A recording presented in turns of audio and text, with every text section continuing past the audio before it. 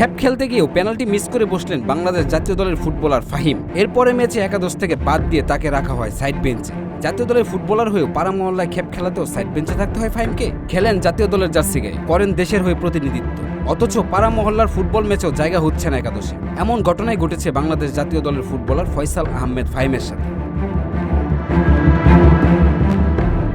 বর্তমান জাতীয় দলের অন্যতম পরিচিত মুখ ফয়সাল আহমেদ ফাহিম। উইঙ্গার হিসেবে জাতীয় দলের হয়ে খেলেন তিনি, কিন্তু সাম্প্রতিক সময়ে দেশের বিভিন্ন পাড়া মহল্লার ফুটবল টুর্নামেন্টেও তাকে খেলতে দেখা যাচ্ছে। আর সেখানেই যেন নিজের খারাপ সময়কে আরও দীর্ঘ করছেন এই ফুটবলার। জাতীয় দলের হয়ে যেমন প্রত্যাশা অনুযায়ী পারফর্ম করতে পারছেন না, তেমনি স্থানীয় এইসব ফুটবল ম্যাচেও নিজের সেরাটা দিতে ব্যর্থ হচ্ছেন ফাহিম। সর্বশেষ একটি ম্যাচে তো পেনাল্টিও মিস করে বসেন তিনি। শুধু তাই নয়, ম্যাচে বেশ কয়েকটি সহজ সুযোগ পেয়েও সেগুলো কাজে লাগাতে পারেননি এই ফুটবলার।